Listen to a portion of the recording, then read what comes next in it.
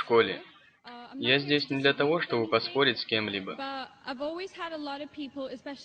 Но большинство мусульман всегда говорят мне, что я попаду в ад, потому что я католичка.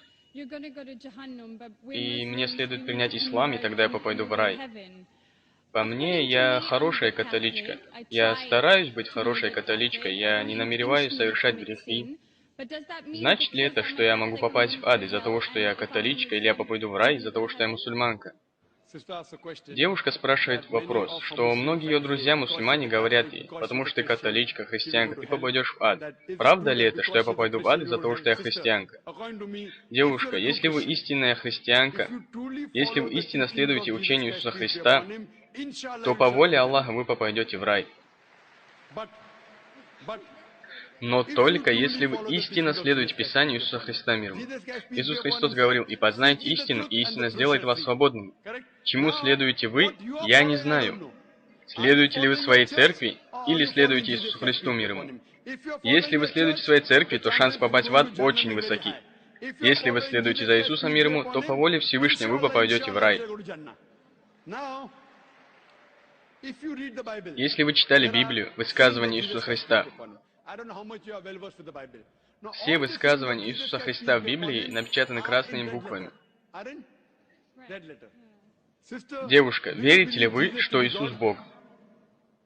Ну, я немного запуталась в этом вопросе и не хочу вдаваться в него. Я спрашиваю, да или нет? Вы запутались в Боге? Нет, я не запутался, но я не хочу говорить о том, чего не знаю. Я не спрашиваю, вы знаете или нет, я спрашиваю, во что вы верите? Да, я верю, что Он Бог. Хорошо, я не говорю, что вы знаете, я не заставляю вас доказывать это. Девушка, ислам – это единственная нехристианская религия, которая ставит условием веру в Иисуса Христа мир ему. Мусульмане не являются мусульманином, если он не верит в Иисуса Христа мир ему. Мы верим, что Он один из самых великих посланников Бога. Мы верим, что Он был рожден чудесным образом, без оплодотворения. Мы верим, что Он был Мессия, что значит Христос. Мы верим, что Он оживлял мертвых с дозволения Господа. Мы верим, что Он дул на глиняных голубей, и они оживали по воле Господа. Мусульмане и христиане идут вместе. Но кто-то может спросить, а в чем отличие? Отличие в том, что большинство христиан, или даже все, верят, что Иисус Христос – это всемогущий Господь.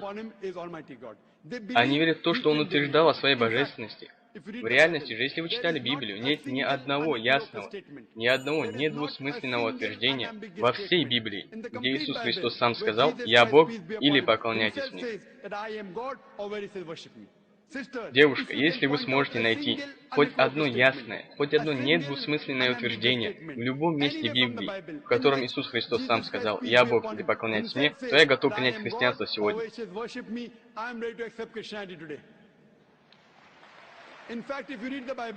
Я не говорю о вас, примете вы или нет. Я хочу получить свой ответ.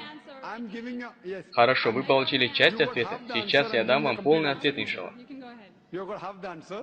Я сказал вам, что если вы истинная христианка, вы попадете в рай. Вы не знаете, что значит истинная христианка. Я даю вам информацию о том, что значит истинная христианка. Если вы читали Библию, Иисус Христос сказал в Евангелии от Иоанна, глава 14, стих 28.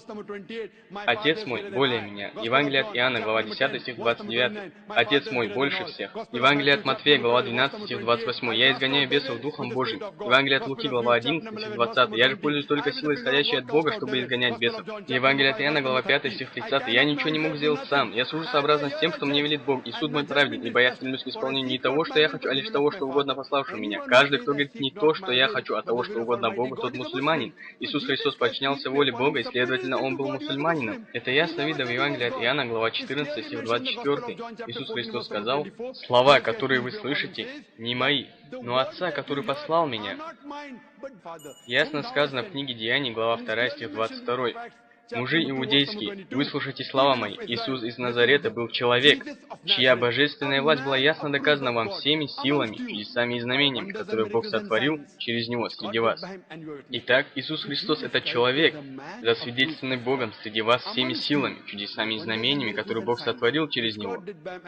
Из Библии мы узнаем, что Иисус Христос был одним из самых любимых посланников Бога. Мы любим Его, мы уважаем Его. Следуем ли мы Его учению? Если вы посмотрите на то, что говорил Иисус Христос в Библии,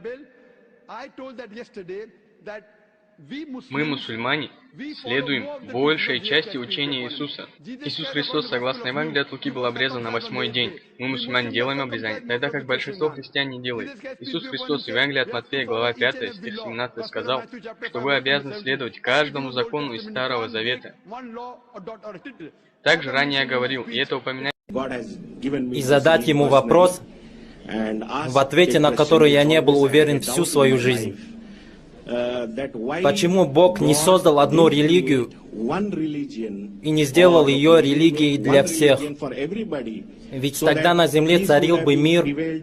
Он знал об этом или нет, чтобы решить вопрос, который мы сейчас здесь обсуждаем?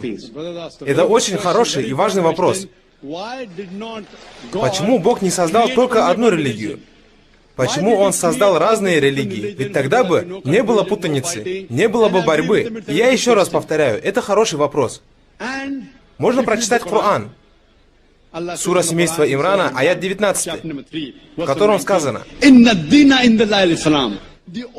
«Воистину религией у Аллаха является ислам». Ислам означает подчиняться, покоряться только одному всемогущему Богу. Если вы знакомы с другими религиями, вы знаете, что всемогущий Бог отправлял посланников проповедовать только одну религию. Все посланники, которые приходили, начиная с Адама, мир ему, также известные всем Ной, Моисей, Иисус, Мухаммад, мир им всем. И как сказал наш любимый пророк Мухаммад, саллиллаху алейхи вассалям, посланников было 124 тысячи.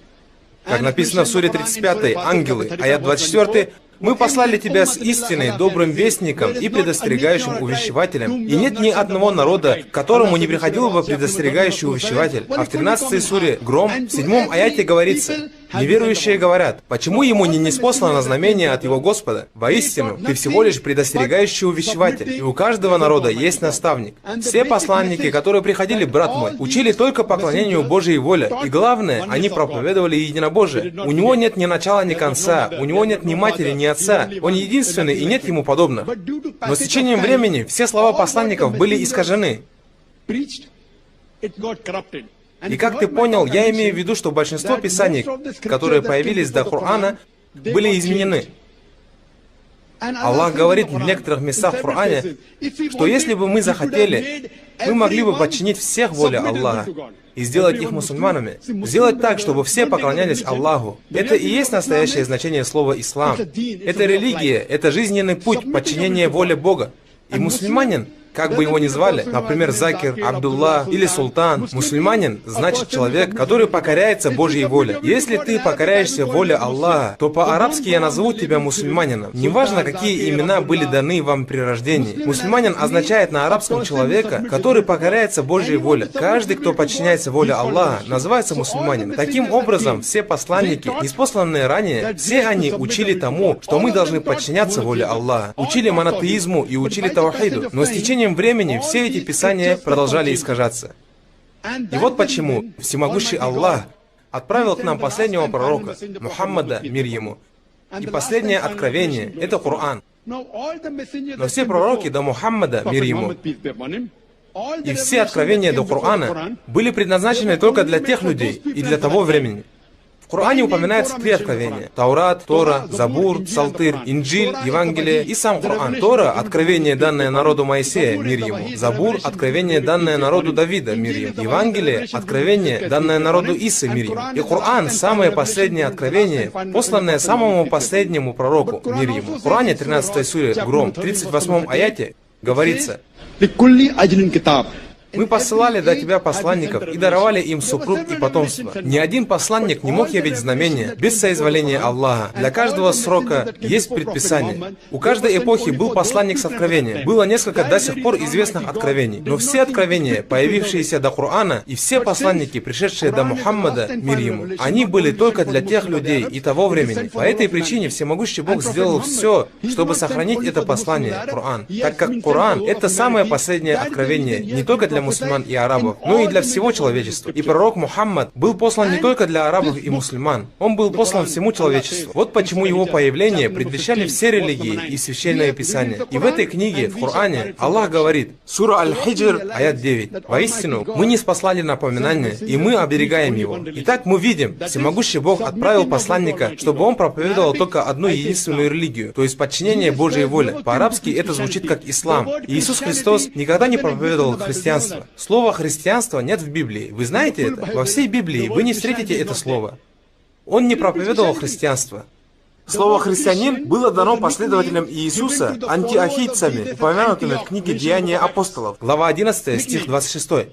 Иисус Христос проповедовал ислам, и его миссия была упомянута в Евангелии от Иоанна, глава 5, стих 30. «Я ничего не могу творить сам от себя. Как слышу, так и сужу. И суд мой праведен, ибо не ищу моей воли, но воли пославшего меня Отца». Но по-арабски Иисус проповедовал не что иное, как ислам. То же самое говорит Кришна в книге Бхагавад-гита, глава 18, стих 66.